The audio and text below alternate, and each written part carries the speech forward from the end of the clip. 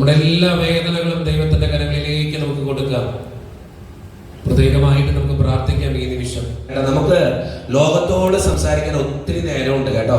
ദൈവത്തോട് സംസാരിക്കാനാണ് ഇന്നത്തെ മനുഷ്യർക്ക് ഏറ്റവും കുറവ് സമയം. അതുകൊണ്ട് തന്നെയാണ് നമ്മുടെ ജീവിതത്തിലെ ഏറ്റവും വലിയ പ്രശ്നവും കേട്ടോ. ഞാൻ എപ്പോഴും പറയുന്നറിയോ, നമ്മൾ ദൈവത്തിന്റെ കൂടെ നടക്കുമ്പോൾ ദൈവം നമുക്ക് വേണ്ടി കാര്യങ്ങൾ ചെയ്തു തരും. ഒരു കാര്യം ചിന്തിച്ചു നോക്കി, നമ്മളൊരു കൂട്ടുകാരനെ പോലെ ഒരാളെ കൊണ്ടുനടക്കുക. നമുക്കൊരു പ്രശ്നം ഉണ്ടാകുമ്പോൾ ആരിടപെടും? ഈ കൂട്ടുകാരൻ ഇടപെടും. ശരിയാണല്ലയോ? ശരിയാണ്. നമ്മുടെ ജീവിതത്തിലെ ഏറ്റവും വലിയ സുഹൃത്ത്, എല്ലാ കാര്യങ്ങളും ഷെയർ ചെയ്യുന്ന ഒരാള് ദൈവമാണെങ്കിൽ ആ ദൈവം നമ്മുടെ ജീവിതത്തിന്റെ ഏത് പ്രശ്നങ്ങളിലും കേട്ടില്ല ഇടപെടും. ഞാൻ അതാ പറഞ്ഞേ, ഞാൻ അങ്ങനെയാ ജീവിക്കുന്ന ഒരാളാ. എല്ലാ കാര്യങ്ങളും ദൈവത്തോട് കുറെ ഷെയർ ചെയ്യുക, ദൈവത്തിന്റെ മുമ്പിൽ എല്ലാ സങ്കടങ്ങളും പറഞ്ഞു വയ്ക്കുക. കാരണം നമ്മൾ ചിന്തിക്കേണ്ട കാര്യം, ഈ ലോകത്തില് നമ്മളെ പൂർണ്ണമായിട്ട് മനസ്സിലാക്കാൻ ഒരു മനുഷ്യന് പറ്റുമെന്ന് നിങ്ങൾക്ക് തോന്നുന്നുണ്ടോ? പറ്റുമോ? പറ്റില്ല കേട്ടോ. നിങ്ങളത് എപ്പോഴും മനസ്സിൽ എഴുതി വെക്കേണ്ട ഒരു കാര്യം, ഈ ലോകത്ത് നമ്മളെ പൂർണ്ണമായിട്ട് മനസ്സിലാക്കാൻ ഒരു മനുഷ്യന് പറ്റില്ല. നമ്മൾ ഇച്ഛിക്കുന്ന പോലെ നമ്മളെ സ്നേഹിക്കാൻ, നമ്മൾ ആഗ്രഹിക്കുന്ന പോലെ നമ്മളെ കൊണ്ടു നടക്കാൻ, നമ്മൾ ഇഷ്ടപ്പെടുന്നത് പോലെ നമ്മളെ തിരിച്ചു ഇഷ്ടപ്പെടാൻ ഈ ലോകത്ത് ഒരു മനുഷ്യനെ കൊണ്ട് പറ്റില്ല. അത് ആകെ സാധിക്കുന്നത് ദൈവത്തിന് മാത്രം. എല്ലാവരും ഉയർത്തി പറഞ്ഞേ ഹല്ലേലൂയ, ഹല്ലേലൂയ, ഹല്ലേലൂയ. എനിക്ക് നിങ്ങളോട് പറയാനുള്ള കാര്യം, അങ്ങനെ നിങ്ങൾ ജീവിക്കുമ്പോൾ നിങ്ങളുടെ ജീവിതത്തിലെ ഒത്തിരി അനുഗ്രഹങ്ങൾ ഉണ്ടാവും. ഞാൻ അങ്ങനെ ജീവിക്കാൻ ആഗ്രഹിക്കുന്ന ഒരു മനുഷ്യനാണ്. എല്ലാ കാര്യങ്ങളും ദൈവത്തോട് ഷെയർ ചെയ്യുക, പരമാവധി ദൈവത്തിന്റെ അടുത്ത് പോയിരിക്കുക. സങ്കടങ്ങൾ, വിഷമങ്ങൾ ഉണ്ടാകുമ്പോൾ ദൈവത്തോട് പറയുക. എന്റെ സങ്കടങ്ങളൊക്കെ ഞാൻ ഏറ്റവും കൂടുതൽ പറയുന്നത് ദൈവത്തിന്റെ അടുത്താണ്. പലർക്ക് ചിലപ്പോൾ എന്റെ അപ്പനമ്മയ്ക്ക് പോലും എന്നെ പൂർണ്ണമായിട്ട് അറിയാൻ പാടില്ല. എന്റെ ദൈവത്തിന് എന്നെ പൂർണ്ണമായിട്ട് അറിയാം. എനിക്കൊരു വിഷമം പറ്റുമ്പോൾ, ഇന്നിപ്പോ കുമ്പസാരിക്കുന്ന അവസരം ഉണ്ടായി, ഞാൻ പോയി കുമ്പസാരിച്ചു. അവിടെ ഞാൻ പള്ളി ചാപ്പിൽ ചെന്നിരിക്കുമ്പോൾ അവിടെ അച്ഛനിരിപ്പുണ്ടായിരുന്നു, ഞാൻ പോയി കുമ്പസാരിച്ചു ഈശോയുടെ അടുത്ത്. അപ്പൊ ഞാൻ അത്രയും ഒരുങ്ങി പ്രാർത്ഥിച്ച് അവിടെ വന്നേക്കണം. ഞാൻ ഇന്നലെ നിങ്ങൾക്ക് വേണ്ടി പ്രാർത്ഥിച്ചു കഴിഞ്ഞപ്പോ എന്റെ മനസ്സിൽ തെളിഞ്ഞു വന്ന ഒരു വചനം ഉണ്ട് കേട്ടോ. ആ വചനം ഞാനൊന്ന് പറയാം. സങ്കീർത്തനത്തിന്റെ പുസ്തകം 50-ാം അധ്യായം 15-ാം തിരുവചനം ഒന്ന് എടുക്കാമോ? സങ്കീർത്തനം 50:15. ഇന്നലെ രാത്രിയും ഇന്ന് പകലും ഞാൻ നിങ്ങൾക്ക് വേണ്ടി പ്രാർത്ഥിച്ചു കഴിഞ്ഞപ്പോ തമ്പുരാൻ കാണിച്ചു തന്ന ഒരു വചനമാണിത്. ഞാൻ അതുകൊണ്ട് എഴുതി വെച്ചിട്ടുണ്ടത്. സങ്കീർത്തനം 50:15. ആർക്കെങ്കിലും വായിക്കാൻ പറ്റുമോ? സ്റ്റാൻഡ് അപ്പ് മോളോ. What's your name? ഏഞ്ചൽ. സുന്ദരിയാണ് കേട്ടോ. റേച്ചൽ. നല്ല പേരാ കേട്ടോ. റേച്ചൽ പറ. അനർത്ഥകാലത്ത് എന്നെ വിളിച്ചപേക്ഷിക്കുക, ഞാൻ നിന്നെ മോചിപ്പിക്കും, നീ എന്നെ മഹത്വപ്പെടുത്തുകയും ചെയ്യും. ഞാൻ നിങ്ങൾക്ക് വേണ്ടി പ്രാർത്ഥിച്ചു കഴിഞ്ഞപ്പോ എനിക്ക് തെളിഞ്ഞു നിന്ന ഒരു വചനമാണത്. നിന്റെ കഷ്ടതയുടെ കാലത്ത് നീ എങ്ങനെ പ്രാർത്ഥിക്കണമെന്ന് പറയണേ? കരഞ്ഞ് പ്രാർത്ഥിക്കണമെന്ന്, നിലവിളിച്ച് പ്രാർത്ഥിക്കണമെന്ന് ദൈവത്തിന്റെ മുമ്പില്. അപ്പോൾ കിട്ടുന്ന ഉത്തരവാണ്, ഞാൻ നിന്നെ രക്ഷിക്കും. നീ അങ്ങനെ പ്രാർത്ഥിച്ചാൽ ഞാൻ നിന്നെ രക്ഷിക്കും, നീ എന്നേക്കും എന്നെ മഹത്വപ്പെടുത്തുകയും ചെയ്യും. ഞാൻ എന്തിനത് വായിക്കണമെന്ന് വെച്ചാൽ, ഞാൻ നിങ്ങൾക്ക് വേണ്ടി ഇന്ന് പകലൊക്കെ പ്രാർത്ഥിക്കുന്ന സമയത്ത് എന്റെ മനസ്സിൽ തെളിഞ്ഞു വന്നു. നീ അങ്ങനെ ഒന്ന് പ്രാർത്ഥിച്ചു നോക്ക്. എന്റെ അടുത്ത് ഒത്തിരി കൗൺസിലിംഗ് കേസുകളും പലരും കാണാൻ വരുന്നുണ്ട്. ഞാൻ പറഞ്ഞില്ല, ഞാൻ പകൽ സമയത്തൊന്നും ധ്യാനത്തിനിടയിൽ കാണാറില്ല. പക്ഷെ അത് കഴിഞ്ഞിട്ട് പലരും ധ്യാനം കഴിഞ്ഞിട്ട് പലരും പറയാച്ചാ, ഇപ്പൊ ഇന്നലെ തന്നെ എന്നോട് ഒരു വ്യക്തി വന്നിട്ട് പറഞ്ഞാ, അച്ഛൻ നമ്പറും തരും, അച്ഛനെ വന്നൊന്ന് കാണാൻ വേണ്ടിയിട്ടാ. ഞാൻ പറഞ്ഞു, ചേട്ടാ കാണുന്നു വേണ്ട, ദൈവത്തോട് പ്രാർത്ഥിച്ചാൽ മാത്രം മതി, ബാക്കി ഉത്തരങ്ങളൊക്കെ ദൈവം. ഞാൻ എന്താ പറയുന്നറിയോ, എന്റെ അടുത്ത് വന്നാൽ ഏത് ധ്യാന ഗുരുവിന്റെ അടുത്ത് നിങ്ങൾ പോയാലും എല്ലാവരും പറയാൻ പോണ ഒറ്റ ഉത്തരവുള്ളൂ, തമ്പുരാന് മാത്രമേ നിങ്ങളെ രക്ഷിക്കാൻ പറ്റുള്ളൂ. അപ്പൊ നിങ്ങൾ എന്തിനാ പിന്നെ ഓടിച്ചാടി നടക്കണേ? തമ്പുരാന്റെ അടുത്ത് പോയി പറഞ്ഞാൽ മതി നിങ്ങളുടെ സങ്കടങ്ങള്. എത്ര വലിയ വിഷമമുണ്ടെങ്കിലും ഞാൻ പറയുന്നത് തമ്പുരാന് ഉത്തരം തരാൻ പറ്റുള്ളൂ. ധ്യാനഗുരാണോ ഇവിടെ അത്ഭുതം പ്രവർത്തിക്കണേ? അല്ല. ഞാൻ വളരെ സീരിയസ് ആയിട്ട് പറയാം, അല്ല. ദൈവമാണ് അവിടെ അത്ഭുതം പ്രവർത്തിക്കണേ. നിങ്ങളുടെ ജീവിതത്തിന് ഒരു അത്ഭുതം വേണോ? നിങ്ങൾ പ്രാർത്ഥിച്ചാൽ മതി. അത് ഒരു ധ്യാനഗുരുവിന്റെ അടുത്ത് നിന്ന് വേണ്ട, തമ്പുരാന്റെ അടുത്ത് ഇരുന്നാൽ മതി. തമ്പുരാനോട് അത്ഭുതം പ്രവർത്തിക്കണേ. നമ്മുടെ ഒരു കുഴപ്പമാണ്, അവിടെ അത്ഭുതം കേൾക്കുമ്പോൾ അവിടേക്ക് ഓടുന്നു, ഇവിടെ അത്ഭുതം കേൾക്കുമ്പോൾ അവിടേക്ക് ഓടുന്നു, ആ അച്ഛന്റെ അടുത്ത് പോകുന്നു, ഈ അച്ഛന്റെ അടുത്ത് പോകുന്നു. പോവണ്ടെന്ന് ഞാൻ പറഞ്ഞിട്ടില്ല കേട്ടോ, നോ പ്രോബ്ലം. പക്ഷെ നിങ്ങൾ ചിന്തിക്കുക, അത്ഭുതം തരുന്നാരാ? അനുഗ്രഹം തരുന്നാരാ? അഭിഷേകം തരുന്നാരാ? ദൈവമാണ്. ഞങ്ങള് വെറും ഉപകരണങ്ങൾ മാത്രമാ, വേറെ ഒന്നുമല്ല. ഞങ്ങൾ വെറും ഉപകരണങ്ങളാ. നിങ്ങളെ ദൈവത്തിലേക്ക് അടുപ്പിക്കുന്ന വെറും ഉപകരണങ്ങൾ. അപ്പൊ നിങ്ങളുടെ ജീവിതത്തിന് അനുഗ്രഹം വേണമെങ്കിൽ നിങ്ങൾ മനസ്സ് മുറുകി പ്രാർത്ഥിച്ചു നോക്ക്. ഒത്തിരി പ്രാർത്ഥനയ്ക്ക് ഉത്തരം കിട്ടും. എന്റെ ജീവിതത്തിലെ പല കാര്യങ്ങളിലും അങ്ങനെ സംഭവിച്ചിട്ട് പോലും ഉണ്ട്. കർത്താവ് കൃത്യമായിട്ട് പറയില്ലേ, ഇന്ന സംഭവിക്കാൻ പോണ്ടിട്ടാ ജിനോ, ഇന്ന സംഭവിക്കാൻ. എന്റെ ജീവിതത്തിലെ വളരെ സുന്ദരമായ കാര്യം. ഇപ്പൊ എന്റെ ഇടവകപ്പള്ളി, എന്റെ വൈക്കത്ത് ചമ്മനത്തിനാന്ന് പറയും എന്റെ ഇടവകപ്പള്ളി. ഞാൻ എന്റെ പള്ളിയിൽ ഒരിക്കലും പ്രാർത്ഥിച്ചുകൊണ്ടിരിക്കുന്ന സമയത്ത് എന്റെ മനസ്സ് പറയാ, എന്റെ പള്ളിയില് കള്ളമുണ്ട്. ഞാൻ വിചാരിച്ച കർത്താവ്, ഇത് ആരെങ്കിലും പിടിച്ച് ഈ പള്ളിയിൽ ഏത് കള്ളം വന്നിട്ടാ? കാരണം ഒരു കൊച്ചു പള്ളി 200 വീട്ടുകാരുള്ളൂ, ഒരു സാധാരണ പള്ളിയാ. പക്ഷെ മനസ്സ് പറയാ, പിന്നെയും പറയാ കള്ളമുണ്ട്. ഞാൻ വിചാരിച്ച എന്റെ കർത്താവെ, അങ്ങനെയൊക്കെ കള്ളം വരുമോ ഈ പള്ളിയിൽ? കാരണം വൈദ്യ സൈഡിൽ അങ്ങനെ കള്ളന്മാരൊന്നും ഇല്ല. പക്ഷെ മനസ്സ് പിന്നെയും പറയാ ഈ പള്ളിയില് കള്ളമുണ്ട്. ഞാൻ വിചാരിച്ചെന്നാ എന്റെ കൈക്കാരന്മാരോട് പറഞ്ഞേക്കാം. നിങ്ങൾക്ക് ഇവിടെ കൈക്കാരന്മാരെന്ന് വിശ്വസിക്കുന്നല്ലേ? സെക്രട്ടറി അങ്ങനത്തെ ഇതായിരിക്കും നിങ്ങൾക്ക് ഇവിടുത്തെ. അപ്പൊ കൈക്കാരന്മാരോട് പറഞ്ഞേക്കാം എന്ന്. കാരണം എനിക്ക് പിറ്റേ ദിവസം മരിയാപുരം പള്ളിയിലെ ധ്യാനത്തിന് ഇറങ്ങി. തിരുവനന്തപുരം മരിയാപുരം എന്ന് പറഞ്ഞൊരു പള്ളിയുണ്ട്, നിങ്ങൾക്കറിയാം. നേറ്റങ്കര രൂപതയുടെ കീഴിലുള്ള ഒരു പള്ളിയാ, കർമ്മലിത്ത വൈദികരെ നോക്കുന്ന ഒരു പള്ളിയാ. അപ്പൊ എനിക്ക് അവിടെ തിങ്കളാഴ്ച ധ്യാനം തുടങ്ങും, 5 ദിവസത്തെ ധ്യാനമാണ്. അപ്പൊ എന്റെ ഞായറാഴ്ച ഇരുന്ന് അന്തോണിസ് പുണ്യാന്റെ പള്ളി, എന്റെ പള്ളി, ഞാൻ പ്രാർത്ഥിക്കുന്ന സമയത്ത് എന്റെ മനസ്സ് പറയാ പള്ളിയിൽ കള്ളം വന്ന്. അപ്പൊ ഞാൻ വിചാരിച്ച കർത്താവെ, ഈ വൈക്കം ഭാഗത്ത് ഞാൻ ഇതുവരെ വന്നിട്ട് ഒരു കള്ളം പോലും വന്നിട്ടില്ല. ഇതുവരെ അങ്ങനെ കള്ളം വരാൻ ചാൻസും ഇല്ല. ഞാൻ പറഞ്ഞു കർത്താവ്, എന്തൊക്കെയാലും കൈക്കാരന്മാരോട് പറഞ്ഞേക്കാം. ഞാൻ പിറ്റേ ദിവസം രാവിലെ തിങ്കളാഴ്ച കുർബാന കഴിഞ്ഞപ്പോ എന്റെ 2 കൈക്കാരന്മാരെ വിളിച്ചു. കുഞ്ഞുഞ്ഞാണ്ടിൽ ലഭിച്ചിട്ടാണ് വിളിച്ചിട്ട് ഞാൻ എഴുതിയിട്ട് പറഞ്ഞത്, എനിക്കൊരു കാര്യം പറയാനുണ്ട്. ചോദിച്ചു, എന്തിയാച്ചാ? ഞാൻ ഇന്ന് ധ്യാനത്തിന് പോകും, നമ്മുടെ പള്ളിയില് കള്ളം വരുന്നുണ്ടെന്ന് എനിക്ക് തോന്നുന്നു. ഇവര് പറഞ്ഞു, അച്ഛനെന്തോ വട്ടായോ പ്രാർത്ഥിച്ച്? ഞാൻ പറഞ്ഞ അല്ല, പക്ഷെ മനസ്സ് പറയാ കള്ളം വരുന്നുണ്ട്. അപ്പൊ ഇവര് പറഞ്ഞു, എന്റെ പൊന്നച്ച, ഈ വൈക്കം ഭാഗത്ത് അങ്ങനെ കള്ളന്മാരൊന്നുമില്ല. കാരണം എല്ലാം ദാരിദ്ര്യം പിടിച്ച വീടുകളാ, എല്ലാം പാവപ്പെട്ടവരാ. പിന്നെ കള്ളം വന്നിട്ട് ഒരു ഗുണമില്ല. ഞാൻ പറഞ്ഞു, അതല്ല, ഞാൻ പള്ളിയിൽ നിന്ന് പ്രാർത്ഥിക്കുമ്പോ മനസ്സ് പറയാ കള്ളമുണ്ട്. ഞാൻ വിചാരിച്ചു, എനിക്ക് പറയാം, അച്ഛനെന്തോ പ്രാർത്ഥിച്ച് കട്ടായി തോന്നുന്നു, അച്ഛൻ പൊക്കോ, നോ പ്രോബ്ലം, ഞങ്ങൾ നോക്കിക്കോളാം. ഞാൻ പറയാനുള്ളത് പറഞ്ഞു, ഇനി നിങ്ങൾ എന്താണെന്ന് വെച്ചാൽ ചെയ്യും. ഞാൻ അവിടെ നിന്ന് എന്റെ ബാഗ് എടുത്തുകൊണ്ട് തിങ്കളാഴ്ച മരിയാപുരം നെയ്യാറ്റിൻകര രൂപതയിലേക്ക് ബാഗ് എടുത്തുകൊണ്ട് വന്നു.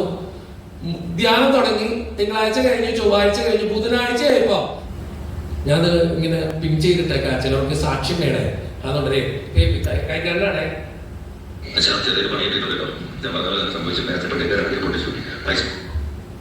ഒന്നുകൂടി കേൾക്കണോ? നിങ്ങൾ ചില കാര്യങ്ങളൊക്കെ വിശ്വസിക്കണം കേട്ടോ.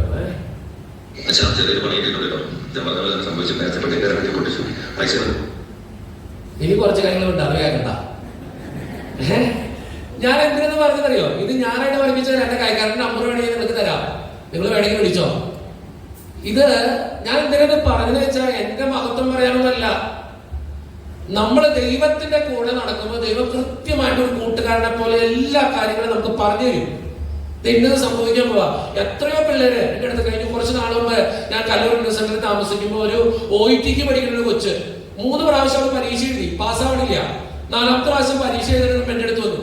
ഞാൻ പറഞ്ഞു, പൊന്നുമോളെ, നീ ഇത് പാസ്സാവില്ല. അവള് പറഞ്ഞു, എന്റെ പൊന്നച്ച അങ്ങനെ പറയില്ലേ, ഞാനിങ്ങനെ പച്ചയ്ക്ക് പറയുന്ന ഒരാളാണ്, ഞാൻ ഇങ്ങനെ ആശ്വസിപ്പിച്ച് വിടാന്നുള്ളൊരു പതിവൊന്നും എനിക്കില്ല. ഉള്ളത് പോലെ പറയാം, മായം ചേർക്കുന്ന ഒരു പതിവ് എനിക്കില്ല. ഞാൻ പറഞ്ഞത് പ്രാർത്ഥിച്ചിട്ട് മനസ്സ് പറയുന്നുണ്ട്, മോളെ ഇത് നടക്കുമെന്ന് എനിക്ക് തോന്നണില്ല, പക്ഷെ മോള് ഉപേക്ഷിക്കണ്ട. അടുത്ത പ്രാവശ്യം, ഈ പ്രാവശ്യം കിട്ടില്ല, അടുത്ത പ്രാവശ്യം നമുക്ക് നോക്കാം. എന്റെ പൊന്നച്ച ഈ പ്രാവശ്യം നോക്കാണ്ട് പിന്നെ അടുത്ത പ്രാവശ്യം നോക്കണം. ഞാൻ പറഞ്ഞു, മോള് നോക്ക്. അവള് 2ാമത്തെ പ്രാവശ്യം എഴുതി അസലായിട്ട് തോറ്റു. എന്നോട് ഒടുക്കത്തെ ദേഷ്യം. ഞാൻ പറഞ്ഞു, മോളെ 1 പ്രാവശ്യം കൂടി എഴുതണം. അച്ഛാ വാശി പുറത്ത് എഴുതാൻ പോണെ, ഇത് പാസ്സായി ഞാൻ അച്ഛനെ കാണിച്ചുതരാം. ഇത് UK അവിടെ നന്നായിട്ട് ജോലി ചെയ്യുന്നുണ്ട്. ഞാൻ എന്തിനാന്ന് പറയുന്നറിയോ? നിങ്ങൾക്കും പറ്റും ഇത്. അച്ഛന് മാത്രമൊന്നല്ല, ദൈവം നമ്മൾക്ക് എല്ലാവർക്കും സമീപസ്ഥനാ. നിങ്ങൾ എത്രത്തോളം ദൈവത്തിന്റെ അടുത്തിരിക്കുന്നു അത്രയും അനുഗ്രഹം നിങ്ങളുടെ ജീവിതത്തിൽ ഉണ്ടാവും. എന്റെ ജീവിതത്തിൽ ഇതുപോലെ ഇഷ്ടംപോലെ സംഭവങ്ങളുണ്ട് കേട്ടോ. നമ്മൾ പറയുന്നത് ദൈവം നടത്തി തരും. അത് കൃത്യമാണ്, അച്ചട്ടായിട്ട് നടത്തി തരും. നമ്മൾ ദൈവത്തിന്റെ കൂടെ നടക്കുമ്പോ നമ്മളെ വിഷമിപ്പിക്കാൻ ദൈവം ഇഷ്ടപ്പെടോ? നിങ്ങൾ ഉത്തരം പറ. ഇഷ്ടപ്പെടോ? ഇല്ല. നിങ്ങൾ ദൈവത്തെ എല്ലാത്തിനേക്കാളും ഉപരി സ്നേഹിച്ചു കൊണ്ടടക്കണം. നിങ്ങൾ വിഷമിക്കാൻ ദൈവം വരുത്തുവോ? ഇല്ല. നിങ്ങൾ കരയുന്നത് ദൈവത്തിന് ഇഷ്ടപ്പെടോ? ഇല്ല. കാരണം എന്താ? ദൈവത്തെ എല്ലാത്തിനേക്കാൾ അധികം സ്നേഹിക്കുന്നവരെ നിങ്ങള്. അപ്പൊ നിങ്ങളുടെ ജീവിതത്തിൽ ഒരു കുറവ് വരുത്താൻ ദൈവം ആഗ്രഹിക്കോ? ഇല്ലൂടെയുള്ള ഒരു ദൈവം. ആ ദൈവത്തിന്റെ പ്രത്യേകതകളാണ് നമ്മളിത് കാണാൻ പോണെന്നുട്ടാ. അവൻ അബ്രഹത്തിന്റെയും ഇസ്ഹാക്കിന്റെയും യാക്കോബിന്റെയും ദൈവമാണ്. എന്താണ് അബ്രാഹത്തിന്റെ ദൈവം? മേഴ്സിച്ച് പറയുന്നുണ്ടോ? മേഴ്സിച്ച് അറിയോ? ഞാൻ പറഞ്ഞത് കേട്ടില്ല, ഒന്നുകൂടി പറയാം. അബ്രാഹത്തിന്റെ ദൈവം എന്ന് വിളിക്കുന്ന ദൈവത്തെ അല്ലേ?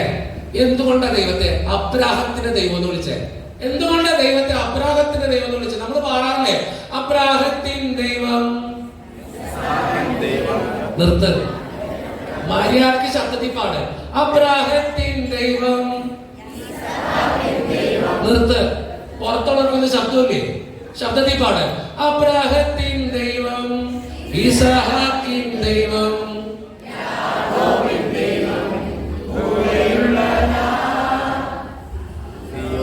സിയോൻ യാത്രയതിൽ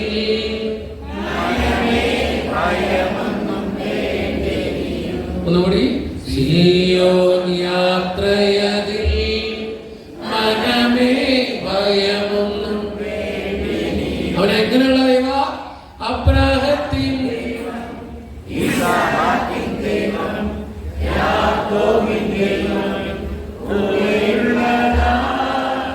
അബ്രാഹത്തിൻ ദൈവം, ഇസ്ഹാക്കിൻ ദൈവം,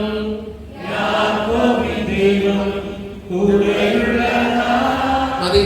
അവന് അബ്രാഹത്തിന്റെ ദൈവം എന്ന് പറയണോ, ഇസ്ഹാക്കിന്റെ ദൈവം എന്ന് പറയണോ, യാക്കോബിന്റെ ദൈവം എന്ന് പറയണോ? എന്തുകൊണ്ടാ ദൈവത്തെ അബ്രാഹത്തിന്റെ ദൈവം എന്ന് വിളിച്ചേ? വിശ്വാസികളുടെ പിതാവായതുകൊണ്ടാണോ? അല്ല, ആണ്. അതൊന്നും പറയാൻ പറ്റത്തില്ല, ഒരു പാർട്ടാണത്. ആ തല ഒന്ന് ചകഞ്ഞ് പ്രവർത്തിപ്പിക്കും. ഞാൻ തന്നെ പറയട്ടെ, ഞാൻ തന്നെ പറയാം. ചോദിച്ചാൽ ഇത് കാണാപ്പടം പഠിക്കാം. ഇന്നലെ ഒരു കാണാൻ പഠിക്കാൻ പറഞ്ഞിരുന്നു, ഒരു വചനം പഠിക്കാൻ പറഞ്ഞിരുന്നു. ഏതാ? കണ്ടിട്ടത് നിന്റെ ഉള്ളിലുള്ളവൻ ലോകത്തുള്ളവനേക്കാൾ വലിയവനാണ്. ഒന്നുകൂടി പറഞ്ഞേ, നിന്റെ ഉള്ളിലുള്ളവൻ ലോകത്തുള്ളവനേക്കാൾ വലിയവനാണ്. കേട്ടോ, അത് പഠിക്കേണ്ട ഒരു വചന. ഇനി പഠിക്കാനുള്ള ഒരു സാധനമാണത്. കേട്ടോ, അബ്രാഹത്തിന്റെ ദൈവം. എന്തുകൊണ്ടാ ദൈവത്തെ അബ്രാഹത്തിന്റെ ദൈവം എന്ന് വിളിച്ചേ? ഞാൻ ഉത്തരം പറഞ്ഞുതരാം, അത് കാണപ്പെടാൻ പഠിച്ചോ. കേട്ടോ, അബ്രാഹത്തിന്റെ ദൈവം എന്തുകൊണ്ടാ വിളിച്ചേ? ഉത്തരത്തിലുള്ളൂ. വിശ്വസിച്ചാൽ കൂടെ പറ, ശബ്ദത്തിൽ പറ. സ്നേഹിച്ചാൽ കൂടെ നിൽക്കുന്ന ദൈവമാണ് അബ്രാഹത്തിന്റെ ദൈവം. എന്നുകൂടി പറഞ്ഞേ, വിശ്വസിച്ചാൽ സ്നേഹിച്ചാൽ കൂടെ നിൽക്കുന്ന ദൈവമാണ് അബ്രാഹത്തിന്റെ ദൈവം. എപ്പോഴും മനസ്സിലേക്ക് വെക്കേണ്ട ഒരു സാധന. ഞാൻ ചോദിച്ചാലും ഉത്തരം പറയണം. എന്തുകൊണ്ടാ ദൈവത്തെ അബ്രാഹത്തിന്റെ ദൈവം എന്ന് വിളിച്ചേ? വിശ്വസിച്ചാൽ സ്നേഹിച്ചാൽ കൂടെ നിൽക്കുന്ന ദൈവമാണ് അബ്രാഹത്തിന്റെ ദൈവം. വിശ്വസിച്ച സ്നേഹിച്ച മനുഷ്യന്മാരെ കൂടെക്കോ? ഓ, പച്ചക്കൊന്നും പറയില്ലേ, അങ്ങനൊന്നും പറയില്ല. ചിലരൊക്കെ നിൽക്കും, ഇല്ലാന്നൊന്നും പറയാൻ പറ്റില്ല. പക്ഷെ ആത്മാർത്ഥമായിട്ട് സ്നേഹിച്ചാലും വിശ്വസിച്ചാലും കൂടെ നിൽക്കുന്ന മനുഷ്യന്മാർ ഇന്നത്തെ കാലഘട്ടത്തില് വളരെ കുറവാ. കേട്ടോ, വളരെ കുറവാ. 100-ലൊക്കെ 1-2 ഉള്ളൂ അങ്ങനെയുള്ള മനുഷ്യർ. എല്ലാവരും അവരുടെ കാര്യത്തിന് വേണ്ടിയിട്ട് സ്നേഹിക്കുന്നത് വിശ്വസിക്കുന്നത്. കേട്ടോ, എപ്പോഴും ജീവിതത്തിൽ തിരിച്ചറിയേണ്ടത് സത്യമുള്ളത്. ഞാൻ എപ്പോഴും എന്റെ വീഡിയോസിൽ പറയുന്ന ഒരു കാര്യം, എനിക്ക് നിന്നോടുള്ള സ്നേഹം അനന്തമാണ്, നിന്നോടുള്ള വിശ്വസ്തത അചഞ്ചലമാണ്. നിങ്ങൾ ആ വാചനം കൂടി വായിക്കേണ്ട വചന. എനിക്ക് നിന്നോടുള്ള സ്നേഹം അനന്തമാണ്, നിന്നോടുള്ള വിശ്വസ്തത അചഞ്ചലമാണ്. തമ്പുരാന്റെ സ്നേഹത്തിന് നമ്മൾ എത്ര കുറവ് കാണിച്ചാലും നമ്മളോടുള്ള സ്നേഹത്തിന് കുറവുണ്ടാവില്ല. അവന്റെ വിശ്വാസം നമ്മുടെ ജീവിതത്തോട് എന്നും അചഞ്ചലമായിട്ട് കൂടെ ഉണ്ടാവും. നമ്മളൊക്കെ ജീവിതത്തിലെ ഏറ്റവും കൂടുതൽ മനസ്സിലാക്കേണ്ട ഒരു സത്യ, മനുഷ്യന്റെ സ്നേഹം എന്ന് പറയുന്നത് നൈമിഷിക. അത് പെട്ടെന്ന് മാഞ്ഞോ. മനുഷ്യന്റെ സ്നേഹം എല്ലാ കാര്യങ്ങളും അങ്ങനെയാണ്. പക്ഷെ ദൈവത്തിന്റെ സ്നേഹം, എന്റെ മക്കളെ, നീ എത്ര കുറവുള്ളവനാണെങ്കിലും ദൈവത്തിന്റെ സ്നേഹം നിന്നിൽ നിന്ന് മാഞ്ഞു പോയില്ല. വല്ലതും ഉയർത്തിപ്പറ ഹല്ലേലൂയ, ഹല്ലേലൂയ. വിലാപങ്ങളുടെ പുസ്തകം 3-ാം അധ്യായം 22-ാം തിരുവചനം അത് കൃത്യമായിട്ട് പറഞ്ഞു വയ്ക്കുന്നുണ്ട്. കർത്താവിന്റെ സ്നേഹം ഒരിക്കലും അസ്തമിക്കുന്നില്ല, അവിടുത്തെ കാരുണ്യം അവസാനിക്കുന്നില്ല. കുറെ പേരൊക്കെ വചനം അറിയാട്ടോ. Thank you. നമ്മൾ കുറെ പേരൊക്കെ വചനം പഠിക്കുന്നത് നല്ല കാര്യങ്ങളാണ് കേട്ടോ. യെശയ്യാ പ്രവാചകന്റെ പുസ്തകം 49-ാം അധ്യായം 15-ാം തിരുവചനം കൃത്യമായിട്ട് അറിയാം. എന്താ പറഞ്ഞു വയ്ക്കണേ? മുല കുടിക്കുന്ന കുഞ്ഞിനെ അമ്മയ്ക്ക് മറക്കാനാവുമോ? പുത്രനോട് പെറ്റമ്മ കരുണ കാണിക്കാതിരിക്കുമോ? അവൾ മറന്നാലും ഞാൻ നിന്നെ മറക്കില്ല. അമ്മ മക്കളെ മറക്കോ? ഓ ഓ മറക്കില്ലേ? മറക്കില്ലേ? ഇഷ്ടം പോലെ. നിങ്ങൾ കലൂരൊക്കെ വാ, ഇഷ്ടം പോലെ ഞാൻ കാണിച്ചുതരാം.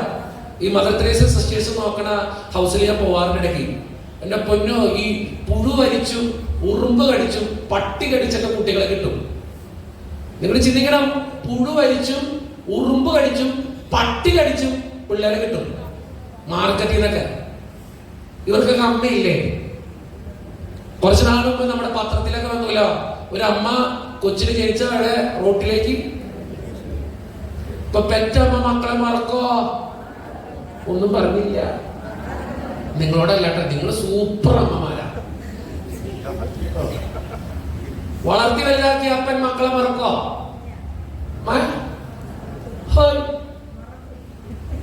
മറക്കോ? മറക്കില്ലെന്ന് നിങ്ങൾ സൂപ്പറാ. പക്ഷെ എല്ലാവരും മറക്കുന്നവരാ. എന്തോരം കേസുകള് മക്കൾക്കെതിരെ വാക്കത്തി എടുക്കണം അപ്പൻ. എന്തോരം, എന്ത് പത്രത്തിലെടുത്ത് നോക്കിയാൽ മതി. പണത്തിന് വേണ്ടി എന്തും ചെയ്യും. അത് സ്വന്തം അപ്പനെ വരെ വെട്ടും മക്കള്. മക്കളെ വേണ്ടി അപ്പൻ വെട്ടും. പണത്തിന് വേണ്ടി, അധികാരത്തിന് വേണ്ടി എന്തു ചെയ്യും, എന്ത് തോന്നിയാസം ചെയ്യുന്നൊരു കാലഘട്ടം. പണത്തിന് വേണ്ടി മക്കളെ വരെ വിൽക്കും മക്കള്, അമ്മമാര്. ശരിയല്ലേ? ഇഷ്ടം പോലെ. നിങ്ങൾ സൂപ്പറാ. എനിക്കറിയാം. ഇത് ഏതാ സ്ഥലം? മുക്കടയിലെ എല്ലാവരും വിശുദ്ധരാന്ന് എനിക്കറിയാം. മുക്കടയിലെ മുട്ടട എന്തെങ്കിലും ആവട്ടെ, അടയാളോ മുട്ടടയിലെ എല്ലാം സൂപ്പറാന്ന് എനിക്കറിയാം. ഞാൻ പറയുന്ന ആഫ്രിക്കയിലെ ഒരു പള്ളിനെ കുറിച്ചാണ്. നിങ്ങൾ അത്രയും ചിന്തിച്ചാൽ നിങ്ങൾ സൂപ്പറാണെന്ന് എന്റെ വ്യക്തി അല്ലേ? എനിക്കറിയാം നിങ്ങൾ സൂപ്പറാണ്. നിങ്ങൾ മക്കളെ മറക്കില്ല, മാതാപിതാക്കളെ മറക്കില്ല, ഇവിടെ നിന്ന് ഒരു മാതാവിനെ പിതാവിനെ പോലും ഉപേക്ഷിക്കത്തില്ല എന്നൊക്കെ എനിക്കറിയാം അല്ലേ?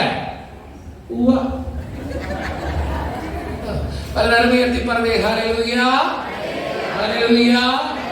ജീവിതത്തിൽ നിങ്ങൾ ഓർത്തോ, മനുഷ്യന്മാരൊക്കെ മറന്നുകൂടോ? പെറ്റ തള്ള മറക്കും മക്കളൊക്കെ. അതെന്തിന്റെ പേരിലാണെങ്കിൽ മറന്നു. ഒരു അമ്മയ്ക്ക് മക്കളോട് 3 മക്കളുണ്ടെങ്കിൽ 3 മക്കളുള്ള സ്നേഹം ഒരുപോലെയാണോ? ഞാൻ പറയില്ല. നിങ്ങൾ ചിന്തിച്ചാൽ നിങ്ങളിപ്പോ മക്കളെ ഇവിടെ ഇരിക്കുന്നുണ്ടാവില്ല. അപ്പൊ അവന് കൂടുതൽ കൊടുത്ത് എനിക്ക് കുടിച്ചെന്നുള്ളൂ, അവന് കൂടുതൽ കൊടുത്ത്. എന്തുകൊണ്ടാണ് നിങ്ങളത് പറയണേ? പക്ഷെ മുട്ടടയിലില്ല. എനിക്കറിയാം, മുട്ടടയിലില്ല. മുട്ടടയിൽ സൂപ്പർ ഒരു മനുഷ്യൻ, ഇഷ്ടം പോലെ സ്വത്ത്, നാൽക്കാലികൾ എല്ലാം ഉണ്ടായിരുന്നു അബ്രാഹത്തിന്. പക്ഷെ ഒരു കുറവുണ്ടായിരുന്നു. എന്തായിരുന്നു കുറവ്? മക്കളിലായിരുന്നു. എത്ര വർഷം പ്രാർത്ഥിച്ചു? ഒരു 100 വർഷത്തിനടുത്തൊക്കെ ഈ മനുഷ്യൻ പ്രാർത്ഥിച്ചിട്ടുണ്ട് കേട്ടോ. ഒത്തിരി നാളെ ഒരു കൊച്ചിനെ കിട്ടാൻ പ്രാർത്ഥിച്ചു. കൊടുത്ത ദൈവം കുറെ നാൾക്ക് ശേഷം കൊടുക്കണേ ഒരു കൊച്ചിനെ കൊടുത്തു ദൈവം കേട്ടോ. അതിന് താഴെ വെച്ച ഉറുമ്പരിക്കും തലയിൽ വെച്ച പേനരിക്കലെന്ന് വെച്ചോണ്ട് കാക്കയ്ക്കും പൂച്ചയ്ക്കും കൊടുക്കാണ്ട് സ്നേഹിച്ചു. ഇതിനെ സ്നേഹിച്ച് സ്നേഹിച്ച് സ്നേഹിച്ച് സ്നേഹിച്ച് സ്നേഹിച്ച് വളർത്തി വലുതാക്കി ഒരു പരിവെത്തിച്ചു കഴിഞ്ഞപ്പോ തമ്പുരാൻ പറഞ്ഞു, നിന്റെ ആ കൊച്ചിനെ എനിക്ക് വേണ്ടി ബലിയർപ്പിക്കണോന്ന്. നിങ്ങളാണെങ്കിൽ കൊടുക്കോ? പച്ചയ്ക്ക് പറഞ്ഞു നോക്കി. കൊടുക്കോ? ആരെങ്കിലും അറിയില്ലെന്നാ പോളേട്ടാ. വേലയ്ക്ക് കൊടുക്കാനല്ലാട്ട് പറഞ്ഞേ, ബലി ചെയ്യാന്ന് പറഞ്ഞാ അവന്റെ കൈകൾ ബന്ധിച്ച് കടാല കൊണ്ട് നെഞ്ചത്തെ കുത്തി ഇറക്കിട്ട് ചോര കൊണ്ട് ബലിയർപ്പിക്കാനാ പറഞ്ഞ അപരാധത്തോട്. ജോസഫേട്ട പറ്റുമോ?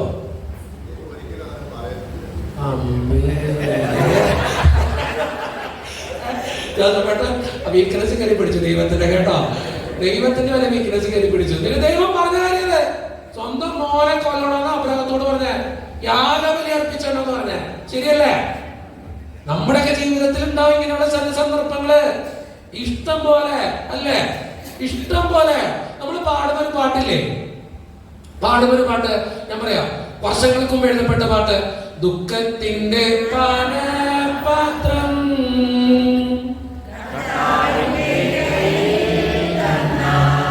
നിർത്ത്. ഒന്നിച്ച് പറഞ്ഞു. അത് ദോഷമായിട്ടുള്ളതൊന്നും പാടി.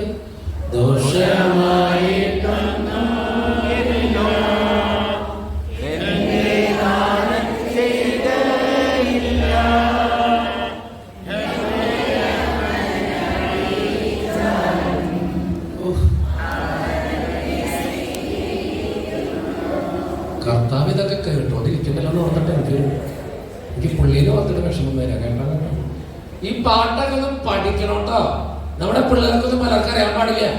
ഞാൻ കാര്യമായിട്ട് പറഞ്ഞതാ, ഈ പാട്ടുകളൊക്കെ പിള്ളേരെ പഠിപ്പിക്കണം. നിങ്ങളുടെ പിള്ളേരൊക്കെ ഒന്ന് പഠിപ്പിക്കണോട്ടോ.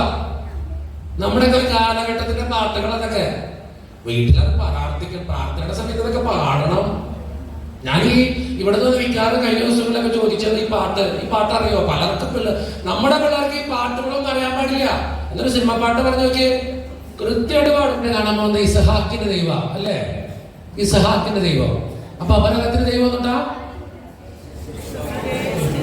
അബ്രാഹത്തിന്റെ ദൈവം വിശ്വസിച്ച സ്നേഹിച്ച കൂടെ നിൽക്കുന്ന ദൈവമാണ് അബ്രാഹത്തിന്റെ ദൈവം. ഇസഹാക്കിന്റെ ദൈവം എന്തൊട്ട്? ഇസഹാക്കിന്റെ ദൈവം ആരായിരുന്നു ഇസഹാക്ക്? അബ്രാഹത്തിന്റെ മകനായിരുന്നു ഇസഹാക്ക്. നല്ല ഉത്തരം കേട്ടോ. ഇനി എന്താണ് ദൈവത്തെ ഇസഹാക്കിന്റെ ദൈവം എന്ന് വിളിച്ചേ? ഓക്കെ, എന്താണ് ഇസഹാക്കിന്റെ ദൈവം? ഉത്തരം പിടിച്ചോ. കൃത്യസമയത്ത്,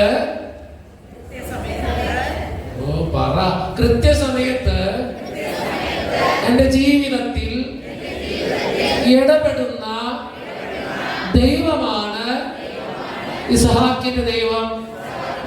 ഒന്നുകൂടി പറയാം, കൃത്യസമയത്ത് എന്റെ ജീവിതത്തിൽ ഇടപെടുന്ന ദൈവമാണ് ഇസഹാക്കിന്റെ ദൈവം. കൃത്യസമയം എന്ന് പറയുന്നത് നമ്മുടെ സമയമാണോ അത് ദൈവത്തിന്റെ സമയമാണോ? ദൈവത്തിന്റെ സമയം. എന്തുകൊണ്ടാ കൃത്യസമയം?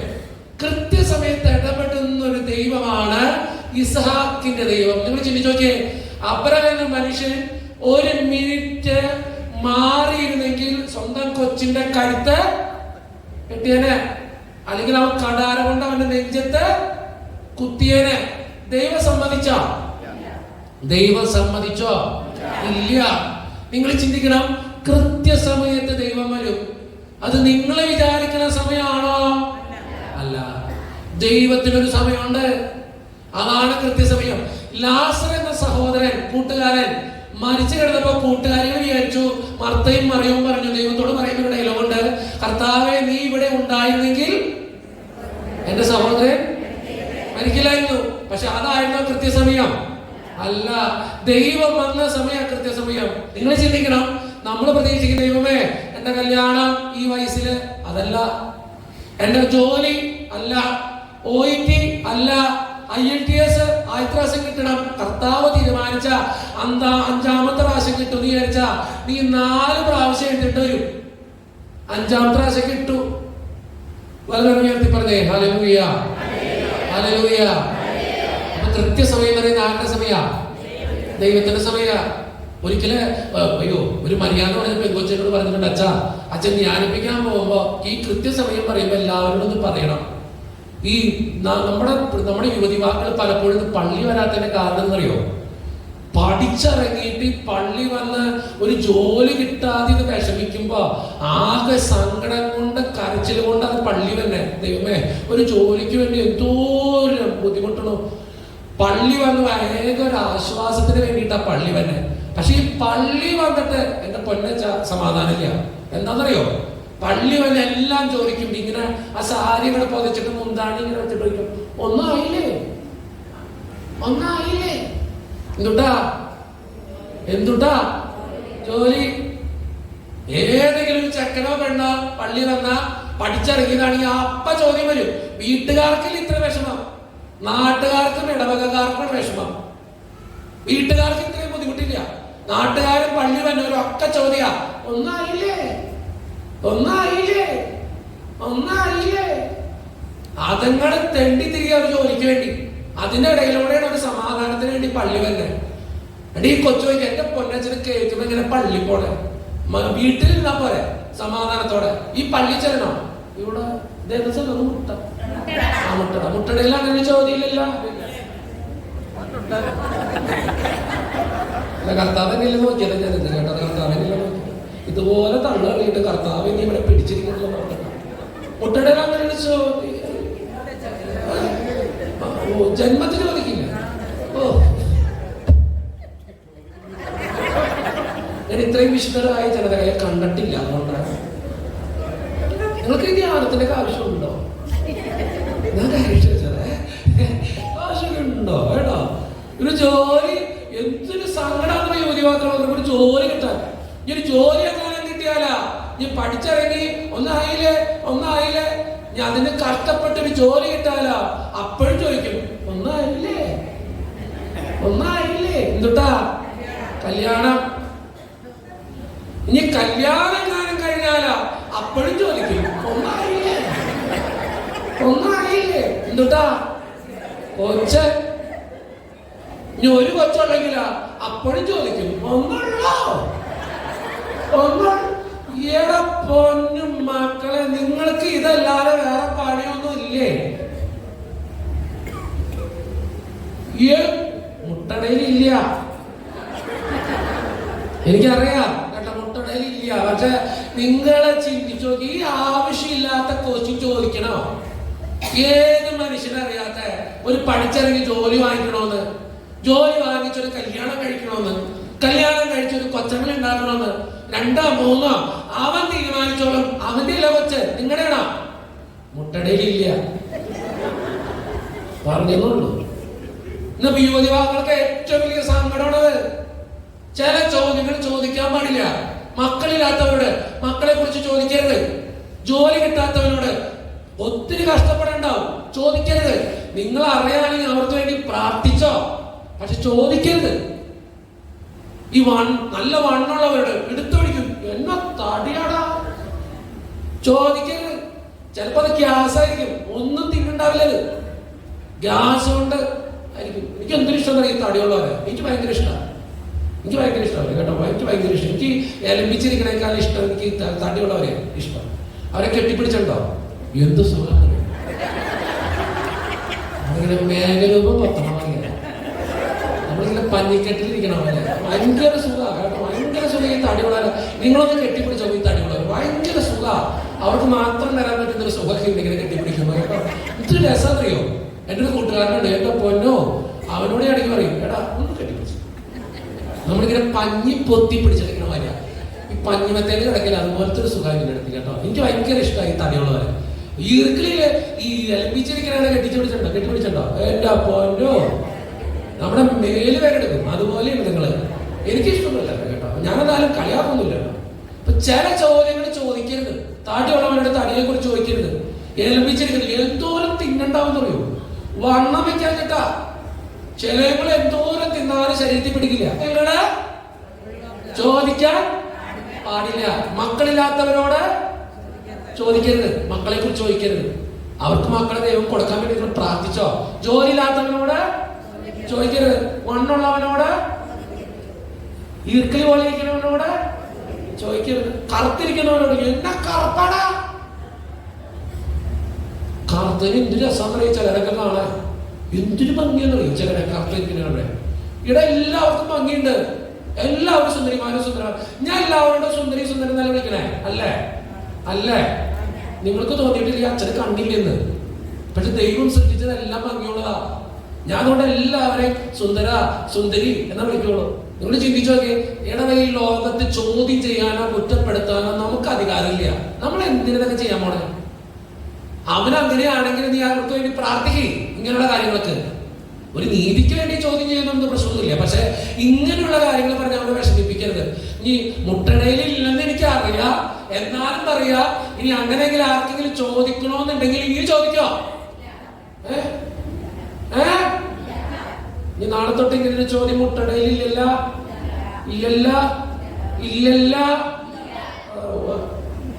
പലതരം ഉയർത്തിപ്പറ. Hallelujah, hallelujah.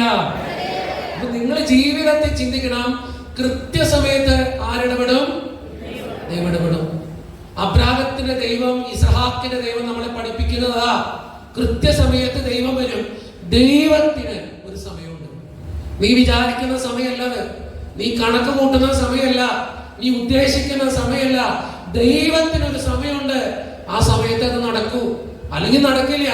നിങ്ങൾ ചിന്തിക്കണം, ദൈവം കൃത്യമായിട്ടുള്ള സമയത്ത് എനിക്കത് തന്നോളും.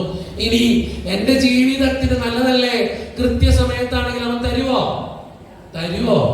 ഇല്ല.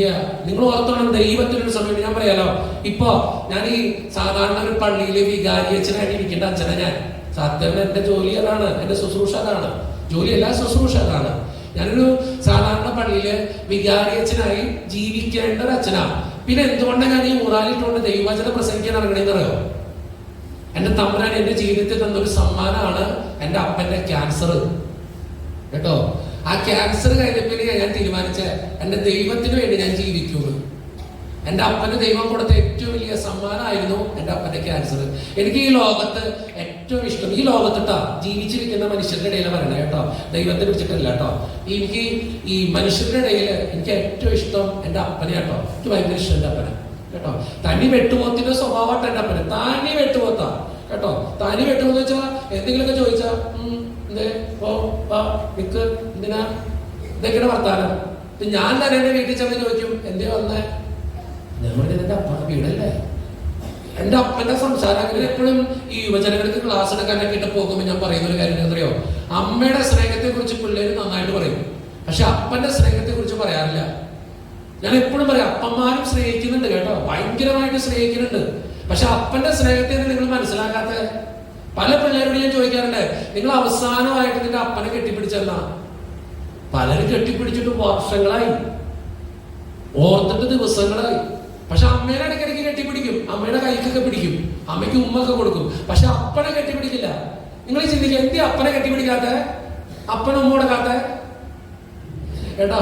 പലരും വേണ്ടി പറഞ്ഞേ ഹല്ലേലൂയ ഹല്ലേലൂയ. പക്ഷെ എന്റെ ജീവിതത്തിലെ തമ്പുരാൻ തന്നെ ഏറ്റവും ആദ്യത്തെ സമ്മാനമായിരുന്നത് കേട്ടോ എന്റെ അപ്പന് ക്യാൻസർ എന്നത്. എനിക്ക് ഏറ്റവും ഇഷ്ടപ്പെട്ട ആൾക്കാരുടെ തമ്പുരാൻ കൊടുത്തേ. ഞാൻ എന്തിനെന്ന് പറഞ്ഞെന്നറിയോ? നമ്മുടെയൊക്കെ ജീവിതത്തിൽ തമ്പുരാൻ ചോദിക്കാൻ പോണ ചോദ്യങ്ങളുണ്ടല്ലോ, ഈ തമ്പുരാൻ തരുന്ന പണി എന്ന് പറയുന്നുണ്ടല്ലോ, നിങ്ങൾക്ക് എന്തിനോടാണ് ഏറ്റവും കൂടുതൽ ഇഷ്ടമുള്ളത് അതിലിട്ട ദൈവം നിങ്ങളോട് ചോദിക്കുള്ളൂ.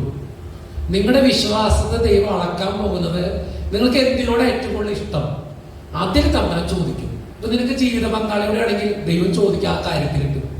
നിന്റെ മക്കളോടാണെങ്കിൽ ആ കാര്യത്തിൽ ദൈവം ചോദിക്കും. ഞാൻ എപ്പോഴും പറയും, നിങ്ങൾ പ്രാർത്ഥിക്കുമ്പോഴൊക്കെ എന്നറിയോ, ദൈവമേ നിന്നെ കഴിഞ്ഞിട്ടുള്ള ഇഷ്ടമായിട്ട് എന്റെ മക്കളോട് എനിക്കുള്ളൂ, അങ്ങനെ പ്രാർത്ഥിച്ചോളാം. എന്തൊരു കുശുമ്പുള്ള ടീമാന്നറിയോ നമ്മുടെ ദൈവം. ഭയങ്കര ആദ്യത്തെ സ്നേഹം ദൈവത്തിന് കൊടുത്തോളണം. എന്തിനേക്കാളും, അത് നിന്റെ കൊച്ചിനേക്കാളും ജീവിത പങ്കാളിയേക്കാളും മക്കളെക്കാളും എന്തിനേക്കാളും ദൈവത്തിന് ഒന്നാം സ്ഥാനം കൊടുക്കണം. അത് ദൈവം പറയണേ. എന്റെ അപ്പന് ക്യാൻസർ വന്നപ്പോ ഞാൻ ഏറ്റവും കൂടുതൽ തളർന്നു പോയ മനുഷ്യനാ. എപ്പോഴാ തന്നെന്നറിയോ? തിരുപ്പട്ടം കഴിഞ്ഞിട്ട് ഒരാഴ്ചക്കുള്ളില്. നിങ്ങൾ ഓർത്തൊക്കെ, തിരുപ്പട്ടം സ്വീകരിച്ചു കഴിഞ്ഞ് തമ്പുരാൻ തന്ന ആദ്യത്തെ സമ്മാനമായിരുന്നു, അച്ഛനായിട്ട് ദൈവം തന്ന ആദ്യത്തെ സമ്മാനം. ഞാൻ ഇങ്ങനെ രണ്ട് കാര്യങ്ങൾ വിരിച്ചു എനിക്ക് അറിയാം എന്റെ അപ്പന് വേണ്ടി. ഞാൻ ഇന്നും പറയുമ്പോൾ എനിക്ക് സങ്കടം വരും ഓർക്കുമ്പോ. ഞാൻ അപ്പന് വേണ്ടി അന്നൊക്കെ അറിയായിരുന്നു. ഞാൻ ഇന്നും പറയുമ്പോൾ എനിക്കത് വിഷമം വരും. ഞാൻ അതുപോലെ പിന്നെ പ്രാർത്ഥിച്ചിട്ട് ഇതുപോലെ ഞാൻ അങ്ങനെ നിൽക്കാം. എന്റെ കരച്ചിൽ കണ്ടിട്ട് പള്ളിയുടെ അകത്തുള്ള പലരും വന്നിട്ട് ചോദിക്കുക, അച്ഛന് നിനക്ക് അറിയണേ, അച്ഛനെന്താ പറ്റിയത്? ഞാൻ പറഞ്ഞു, നിങ്ങൾ മാറിണ്ടേ, ഞാനൊന്ന് പ്രാർത്ഥിച്ചോട്ടെ. ഒരു ദിവസം കഴിഞ്ഞു, ഓപ്പറേഷൻ 8 മണിക്കൂർ നീണ്ടുന്ന ഓപ്പറേഷൻ ആട്ടാ. ഓപ്പറേഷൻ കഴിഞ്ഞിട്ട് ഡോക്ടർ ഒന്നും പറയണില്ല. ഒരു ദിവസം കഴിഞ്ഞു, ഞാൻ പള്ളിയുടെ അകത്തിരിക്കുക. ഒരു ദിവസം കഴിഞ്ഞപ്പോഴേക്കും അമ്മ അറിഞ്ഞു, പെങ്ങളറിഞ്ഞു, വീട്ടുകാരും നാട്ടുകാരറിഞ്ഞു. അമ്മ വന്നിട്ട് എന്നോട് ചോദിച്ചൊരു ചോദ്യം ഉണ്ട്, ഇങ്ങനെ കോളറിന് പിടിച്ചിട്ട്, ജിനുവനെ നീ എന്തിനാ അപ്പനെ കൊലക്കോടത്തെ? ഈ കണ്ട ഡോക്ടർമാരും മുഴുവൻ പറഞ്ഞല്ലേ ചെയ്യണ്ടാന്ന്, പിന്നെ എന്തിനാ നീ ചെയ്തേ? ചെയ്ത് കഴിഞ്ഞിട്ട് ഈ ഡോക്ടറെ നീ പറയണ്ടോ? ഒന്നും പറയണില്ല. എന്റെ പെങ്ങള് ചോദിച്ചൊരു ചോദ്യമുണ്ട്, 2 മാസെങ്കിൽ അപ്പൻ ജീവിക്കലെന്നാ, പിന്നെ എന്തിനാ ചേട്ടാ ഈ ചെയ്തേ? എനിക്ക് ഉത്തരം ഉണ്ടായിരുന്നില്ല ആരോടും പറയാൻ. ഞാൻ ഇങ്ങനെ നിൽക്ക ഈ പള്ളിയില് 2 കരങ്ങൾ വിരിച്ചു പിടിച്ച്, എനിക്ക് ആകെയുള്ള ബലം ആ കുരിശി കിടക്കണം തമ്പുരാനാണ്. ഇങ്ങനെ നിൽക്ക 2 ദിവസം. പുറത്തിറങ്ങിയ എല്ലാവരുടെയും ചോദ്യം, എന്തിനാ ചെയ്തേ? എനിക്ക് ഉത്തരം ഉണ്ടായിരുന്നില്ല. 2 ദിവസത്തിന് ശേഷം ഈ മത ഡോക്ടറെ വിളിക്കുക, ജിനുവച്ചനോടൊന്ന് വരാൻ പറ. ഞാൻ ചെല്ലുന്ന സമയത്ത് ഇങ്ങനെ ചങ്കിടിപ്പ് കൂടി വരാ. കർത്താവേ മരിച്ചു എന്ന് പറഞ്ഞ എന്റെ അമ്മയോട് ഞാൻ എന്ത് പറയും? എന്റെ പെങ്ങളോട് ഞാൻ എന്ത് പറയും? വീട്ടുകാരോട് എന്ത് പറയും? എല്ലാവരുടെയും ചോദ്യം എന്റെ മുമ്പിലേക്ക് വരുള്ളൂ. എനിക്ക് ഉത്തരവില്ല. ഞാൻ ചെല്ലുന്ന സമയത്ത് ഈ മത ഡോക്ടർ എഴുന്നേറ്റ് നിന്നിട്ട് എന്റെ കൈക്ക് പിടിച്ചു പറഞ്ഞൊരു ഡയലോഗ് ഉണ്ട്, ജിനുവച്ച ഓപ്പറേഷൻ ചെയ്യണ സമയത്ത് ഞങ്ങളിങ്ങനെ അപ്പനെ ഓപ്പൺ സർജറി ചെയ്യുമ്പോ ഇവിടെ നിന്ന് ഇങ്ങനെ കീറിയിട്ട് ഇങ്ങനെ നെഞ്ചു പൊളിച്ചു വെക്കുന്ന സമയത്ത് അപ്പന്റെ ആമാശയം കണ്ടിട്ട് ഞങ്ങൾ വിചാരിച്ചത് അപ്പം മരിച്ചു എന്നാ.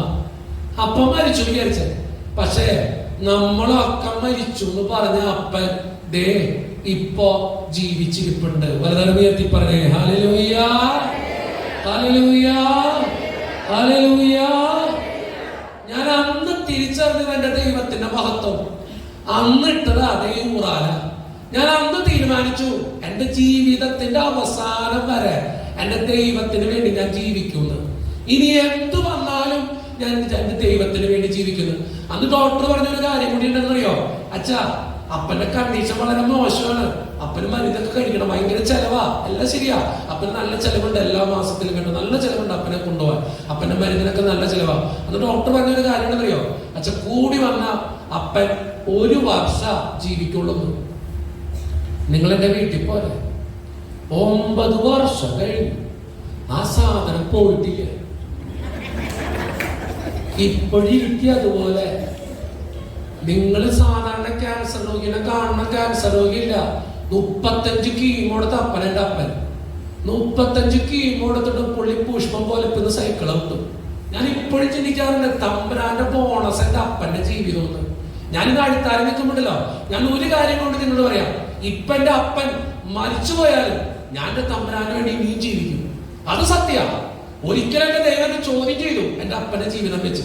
പക്ഷെ ഞാൻ ഇപ്പൊ പറയാം, എത്ര വലിയ പ്രശ്നം വന്നാലും എന്റെ അപ്പൻ പോയാലും എന്റെ തമ്പുരാന് വേണ്ടി ഞാൻ ജീവിക്കും. കാരണം 9 വർഷം, 1 വർഷം ജീവിക്കുന്ന പറഞ്ഞ അപ്പൻ 9 വർഷം കഴിഞ്ഞിട്ടും പുഷ്പം പോലെ നടക്കാം. ഞാൻ എന്തിനത് പറഞ്ഞതറിയോ? നീ വിചാരിക്കാത്ത സമയത്ത്, നീ പ്രതീക്ഷിക്കാത്ത സമയത്ത്, നിന്റെ ജീവിതത്തിലെല്ലാം നഷ്ടപ്പെടുന്ന ഒരു സമയത്ത് തമ്പുരാൻ വരും, കൃത്യസമയത്ത്. അത് നീ വിചാരിക്കുന്ന ഒരു നേരമായിരിക്കില്ല, നീ പ്രതീക്ഷിക്കുന്ന ഒരു നേരമായിരിക്കില്ല. ദൈവത്തിനൊരു സമയമുണ്ട് മക്കളെ. ലോകം മുഴുവൻ പറയും ഈ തോറ്റൂന്ന്, ജീവിതത്തിൽ നിന്റെ കൂടെ പിടിച്ചവരൊക്കെ പറയും നീ തോറ്റുപോകുന്ന്. പക്ഷെ ഞാൻ പറയും, ദൈവമുണ്ടോ, നീ രക്ഷപ്പെട്ടിരിക്കും. വലതുകരം ഉയർത്തി പറഞ്ഞേ ഹല്ലേലൂയ, ഹല്ലേലൂയ. കൃത്യസമയത്ത് ആര് വരും? ദൈവം വരും. ഈ ഒറ്റ കാര്യം ചെയ്യണം, അബ്രഹാത്തെ പോലെ തമ്പുരാന്റെ അടുത്തിരിക്കാൻ പഠിക്കണം. അപ്പോഴാ കൃത്യസമയത്ത് വരുള്ളൂ. അവസാനത്തെ ആള് ആരാ? യാക്കോബിന്റെ ദൈവം. കേട്ടോ? എന്തുകൊണ്ട് ഈ യാക്കോബിന്റെ ദൈവം? എന്തുകൊണ്ട് ഈ യാക്കോബിന്റെ ദൈവം? എന്തുകൊണ്ട് യാക്കോബിന്റെ ദൈവം? യാക്കോബ് എന്ന് പേരുള്ള ആരെങ്കിലും ഇവിടെ ഉണ്ടോ? ഇതിന് പേടിയെന്ന് പറയാ. യാക്കോബ്. മാമോദീസ പേര് ജേക്കബ്. ഞാൻ യാക്കോബിനെ കുറിച്ച് പറയണ്ട കേട്ടോ. ഓക്കെ. യാക്കോബ്. യാക്കോബ് എന്ന പേരിന്റെ അർത്ഥം അറിയോ?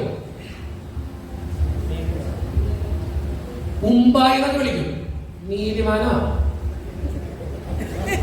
കർത്താവേ, എന്നെ കൊണ്ടൊന്നും പറയിപ്പിക്കരുത്. യാക്കോബ് എന്ന പേരിന്റെ അർത്ഥം കുതികാല് വെട്ടിയുന്ന, കൗശലക്കാരെന്ന, കാല് വാരിയുന്ന. നിങ്ങൾ ബൈബിൾ എടുത്ത് നോക്കിക്കോ, അമ്മയിട്ട പേരത്. കുതികാല് വെട്ടി, കൗശലക്കാരൻ, സൂത്രക്കാരൻ, ഉമ്പായിന്നൊക്കെ മറ്റു യാക്കോബിൻസ് ഒക്കെ വിളിക്കുന്നത് ഉമ്പായിന്ന. കുതികാല് വെട്ടി. കാരണം എന്താ? ചേട്ടൻ വന്നപ്പോ അവന്റെ കാലുമ പിടിച്ചു വലിച്ചോണ്ട് അമ്മ ഇട്ട പേരാണ് എന്ത്? യാക്കോബ്. കാല് വരിയണവൻ, ആരുടെയും കാല് വരും. അത് ശരിയല്ല ജീവിതം. നിങ്ങൾ ബൈബിൾ നോക്കിയേ, ഇതുപോലെ കള്ളത്തരങ്ങൾ കാണിച്ചൊരു മനുഷ്യൻ ബൈബിളിൽ വളരെ കുറവാണ്. അതുപോലെ കള്ളത്തരത്തിന്റെ ഉസ്താദായിരുന്നു ആര്? കാര്യം പറഞ്ഞതാ. യാക്കോബ് എന്ന പേരിന്റെ അടുത്ത് കാലുവാരിന. അവന്റെ ജീവിതം മുഴുവൻ എടുത്ത് നോക്കിയേ, എല്ലാവരെയും പറ്റിക്കുന്നവന് അല്ലേ? ചേട്ടനെ പറ്റിച്ചു ഇല്ലേ? എന്ത് പറഞ്ഞ്? എന്ത് കൊടുത്ത്? പായസം കൊടുത്ത്. എന്തിനു വേണ്ടി? ആ കടിഞ്ഞൂൽ പുത്രാവകാശം നേടാൻ വേണ്ടി സ്വന്തം ചേട്ടനെ പറ്റിച്ചവനാ ഏസാവിനെ. പിന്നെയും പറ്റിച്ചു. ആരെ? അപ്പനെ പറ്റിച്ചു. കേട്ടോ? സ്വന്തം അപ്പനെ പറ്റിച്ചവനാ ആര്? യാക്കോബ്. നിങ്ങൾക്കറിയാലോ, ഒരു ഡ്രസ്സൊക്കെ ഉണ്ടായി. ആദ്യമായിട്ട് മോണൈറ്റ് കണ്ടുപിടിച്ചതാരാ? യാക്കോബ്. നമ്മുടെ ആദ്യത്തെ കലാരൂപം മോണൈറ്റാ, മാർഗംകളിയൊന്നുമല്ല. കേട്ടോ? നമ്മുടെ ഏറ്റവും നല്ല കലാരൂപം, നമ്മൾ നന്നായിട്ട് ഇപ്പൊ കളിക്കുന്ന കലാരൂപം ഏതാ? മോണൈറ്റ്. കേട്ടോ? ആരുടെയും നന്നായിട്ട് കബളിപ്പിക്കാൻ അറിയാം. ഏറ്റവും നന്നായിട്ട് മോണൈറ്റ് കളിച്ച ടീമാണ് യാക്കോബ്. കേട്ടോ? യാക്കോബാണ് ഏറ്റവും നന്നായിട്ട് മോണൈറ്റ് കളിച്ചത്. നിങ്ങൾ ചിന്തിച്ചു നോക്ക്, ഈ മനുഷ്യന്റെ ജീവിതം മുഴുവൻ ധ്യാനിക്കുമ്പോ പറ്റിച്ചതുള്ളൂ എല്ലാവരെയും. പക്ഷെ ദൈവം അറിയപ്പെട്ടത് യാക്കോബിന്റെ ദൈവം. വൈ? ചിന്തിക്കണം. വൈ?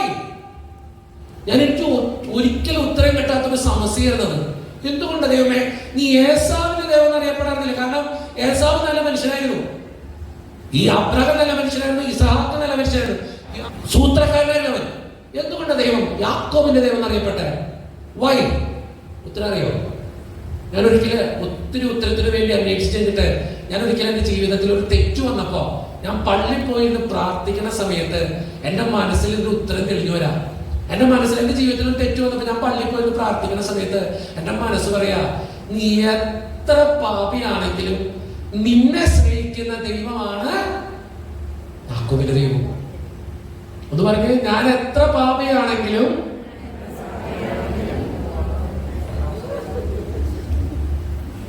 നിങ്ങൾക്കൊന്നും കണ്ണിച്ചോരയില്ലേ? മനുഷ്യ ചങ്ക് പൊട്ടി പറയാൻ പറഞ്ഞിട്ട് നിങ്ങൾ ഇങ്ങനെയാണോ പറയണേ? ഒന്ന് പറഞ്ഞേ, ഞാൻ എത്ര പാപിയാണെങ്കിലും എന്നെ സ്നേഹിക്കുന്ന ദൈവമാണ് യാക്കോബിന്റെ ദൈവം. ഒന്നുകൂടി പറഞ്ഞു, ഞാൻ എത്ര പാപിയാണെങ്കിലും എന്നെ സ്നേഹിക്കുന്ന ദൈവമാണ് യാക്കോബിന്റെ ദൈവം. നമ്മളൊരു പാപിയാന്ന് പറഞ്ഞാൽ നമ്മുടെ കൂടെയുള്ളവരെ നമ്മൾ സ്നേഹിക്കോ? ഇല്ല. ഒരു തെറ്റ് വന്ന് നോക്കിയേ, അപ്പ പോണാണോ സ്നേഹിച്ചവരൊക്കെ? പക്ഷെ നിങ്ങൾക്ക് എത്ര തെറ്റ് പറ്റിയിട്ടും ഇങ്ങനെ പൊത്തിപ്പിടിക്കുന്ന ഒരു സ്നേഹമല്ല ദൈവത്തിന്റെ സ്നേഹം. അവൻ എത്ര പാപിയാണെങ്കിലും നമ്മളെ സ്നേഹിക്കും. ഒരു ധൂർത്ത പുത്രനെ പോലെ തിരിച്ചു വരാൻ ഒരു മനസ്സിനെ കാണിച്ചാൽ മതി. എത്ര പാപിയാണ്. ഞാൻ ഈ ചിറ്റൂർ ധ്യാനകേന്ദ്രത്തിലെ, എറണാകുളത്തൊരു ധ്യാനകേന്ദ്രമാണ് ചിറ്റൂർ ധ്യാനകേന്ദ്രം. ധ്യാനകേന്ദ്രത്തിലെ ധ്യാനിപ്പിച്ചുകൊണ്ടിരിക്കുന്ന സമയത്ത് 28 വയസ്സുള്ള ചെറുപ്പക്കാരൻ ഞാൻ പ്രസംഗം കഴിഞ്ഞ് പോണ സമയത്ത് എന്റെ മുമ്പിൽ ചരല അതങ്ങ് മുട്ടുകുത്തിയിട്ട് എന്റെ കാലത്തിൽ ഇങ്ങനെ വട്ടം പിടിച്ച് ചോദിച്ചൊരു ചോദ്യമുണ്ട്. തിരുവച്ചാ, ചെയ്യാത്തൊരു തെറ്റും എന്റെ ജീവിതത്തിലില്ല. 28 വയസ്സായിരിക്കും. എല്ലാ പരിപാടിക്കും പോയിട്ടുണ്ട്, ബൈക്ക് വെറുതെ യൂസ് ചെയ്തിട്ടുണ്ട്, ഡ്രഗ്സ് യൂസ് ചെയ്തിട്ടുണ്ട്, മദ്യപിക്കും, കുടിക്കും, വീട്ടിലെന്നും ബഹളം ഒച്ചപ്പാടാ. ദൈവം എന്നെ സ്നേഹിക്കണ്ട. ഞാൻ പറഞ്ഞു, എടാ നീ എത്ര കുറവുണ്ടെങ്കിലും ദൈവത്തിന് തന്നെ ഇഷ്ടമാണ്. നീ തിരിച്ചു വരാൻ മനസ്സിലാച്ചാൽ മതി. എനിക്ക് നിങ്ങളോട് പറയണം തന്നെയാ, നീ എത്ര പാപിയാണെങ്കിലും ദൈവം നിന്നെ സ്നേഹിക്കുന്നു. അതാണ് ദൈവം. ജീവിതത്തിൽ എപ്പോഴും ഓർക്കേണ്ട ഒരു സത്യം. നമ്മുടെയൊക്കെ ജീവിതത്തില് എനിക്ക് എത്ര കുറവുണ്ടെങ്കിലും എത്ര പോരായ്മയുണ്ടെങ്കിലും ദൈവം എന്നെ സ്നേഹിക്കുന്നുണ്ട്. പലതരം ഉയർത്തി പറഞ്ഞേ, ഹല്ലേലൂയാ, ഹല്ലേലൂയാ, ഹല്ലേലൂയാ, ഹല്ലേലൂയാ. ജീവിതത്തിൽ എപ്പോഴും ഓർക്കുക, എന്റെ ദൈവം എന്നെ സ്നേഹിക്കുന്ന ദൈവം. 3 ദൈവത്തെ കുറിച്ച് കേട്ടു. അബ്രാഹത്തിന്റെ ദൈവം, ഉത്തരം പറ, ഉച്ചത്തിൽ പറ. എണ്ണി പറക്ക. എന്റെ റേച്ചൽ മോള് മാത്രം കൃത്യമായിട്ട് പറയുള്ളൂ കേട്ടോ. ഒന്നുകൂടി പറഞ്ഞേ, അബ്രാഹത്തിന്റെ ദൈവം, ഇസഹാക്കിന്റെ ദൈവം, യാക്കോബിന്റെ ദൈവം. ഞാൻ എത്ര പാപിയാണെങ്കിലും എന്നെ സ്നേഹിക്കുന്ന ദൈവമാണ് യാക്കോബിന്റെ ദൈവം.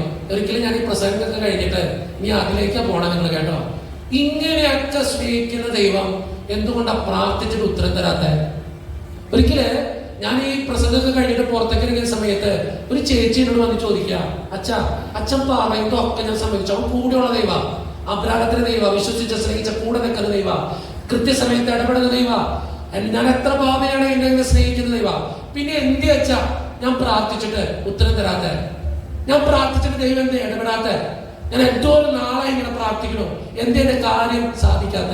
നമുക്ക് ഉത്തരം അറിയോ? എന്തുകൊണ്ട് ഞാൻ ഇത്രയും പ്രാർത്ഥിച്ചിട്ട് ഉത്തരം തരാത്ത? ദൈവത്തിന്റെ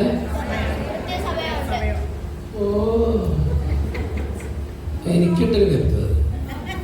എന്റെ അയ്യ ചേച്ചി പറയട്ടെ,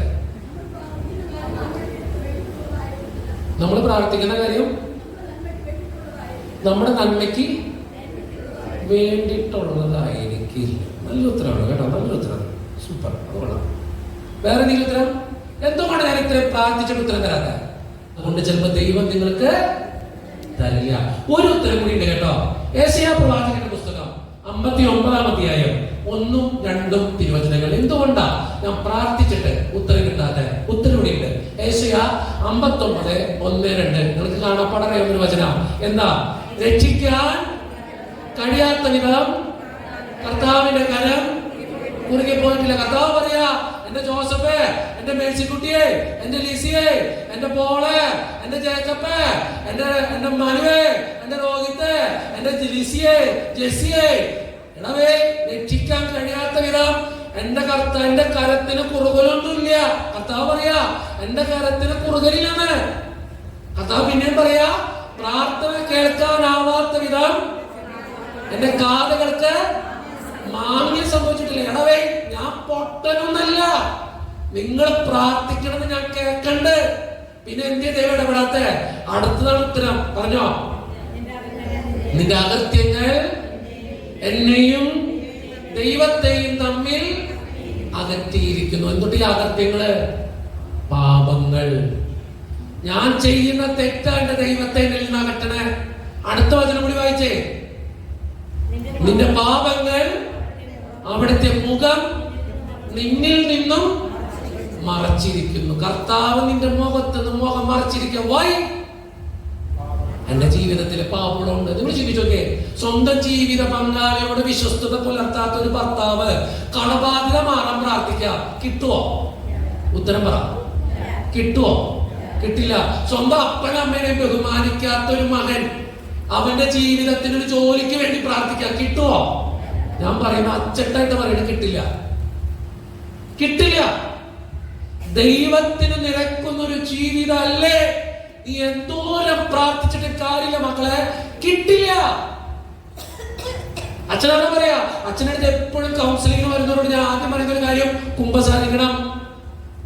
എന്റെ അടുത്ത് ഞാൻ കല്ലൂർ സെന്ററിലെ ധ്യാനത്തിന്റെ ശുശ്രൂഷയിലായിരിക്കുന്ന സമയത്ത് ഒരു പെൺകൊച്ച് നന്നായിട്ട് പഠിക്കുന്ന ഒരു കൊച്ചാ, അവളെന്റെ ധ്യാനമൊക്കെ കൂടി എന്നെ ഒരിക്കലും കാണാൻ വന്നു. അച്ഛാ 4 പ്രാവശ്യം ഞാൻ ഒഴിക്ക് എഴുതി, ഞാൻ പാസ്സാവണില്ല, ഒരു മാർക്കിനൊക്കെ പോണേ. എന്റെ കൂട്ടുകാരിമാരൊക്കെ പാസ്സായി പോയി, ഞാൻ മാത്രം തെറ്റ് രക്ഷപ്പെടാത്ത. അവസാനം അവളെ പറഞ്ഞു, അച്ഛാ എന്റെ തലയിൽ അച്ഛൻ കൈവച്ച് പ്രാർത്ഥിക്കണം. ഞാൻ പറഞ്ഞു, പൊന്നുമോളെ അച്ഛൻ പ്രാർത്ഥിച്ചോളാം, നീ പൊക്കോ. അവിടെ ഇല്ല അച്ഛാ, അച്ഛൻ പ്രാർത്ഥിക്കണം. എന്റെ മുമ്പിൽ മുട്ടുകുത്തി എന്റെ 2 കരവേദന തലയിൽ വെച്ച് കഴിഞ്ഞപ്പോ എന്റെ മനസ്സ് പറയാ, ഇവൾക്ക് തെറ്റായ ഒരു ബന്ധമുണ്ട്. ഞാൻ അവള് പറഞ്ഞു, എടിയേ അച്ഛന്റെ മനസ്സ് പറയുന്നു നിനക്ക് തെറ്റായ ഒരു ബന്ധമുണ്ടെന്ന്. അവളെ ഇല്ല അച്ഛാ, അങ്ങനെയൊന്നും ഇല്ല. ഞാൻ പറഞ്ഞിട്ടുണ്ട്, എന്റെ മനസ്സങ്ങനെ തെറ്റ് പറയാറില്ല. അവൾ അവസാനം പറഞ്ഞു, ഉണ്ടച്ചാ എന്റെ പഴയ കാമുകനായിട്ട് ഞാൻ ബന്ധം സൂക്ഷിക്കുന്നുണ്ട്. ഞാൻ പറഞ്ഞു, പൊന്നുമോളെ നീ ആ ബന്ധം ഉപേക്ഷിക്കാതെ നീ OET പാസ്സാവില്ല. അവള് എന്റെ അടുത്തൊരു നല്ല കുമ്പസാരം നടത്തി ഇന്ന് OET പാസ്സായി വിദേശത്ത് ജോലി ചെയ്യുക. ഞാൻ എന്തിനത് പറഞ്ഞെന്നറിയോ?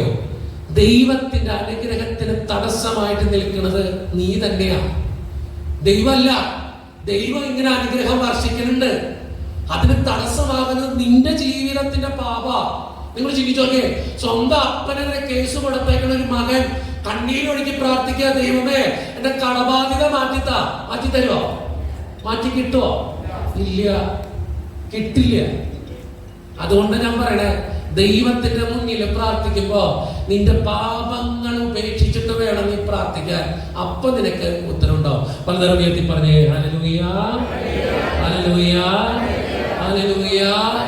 പലപ്പോഴും നീ ചിന്തിക്കണം, നിന്റെ ജീവിതത്തിന് ദൈവത്തിന്റെ അനുഗ്രഹത്തിന് തടസ്സമാരാ?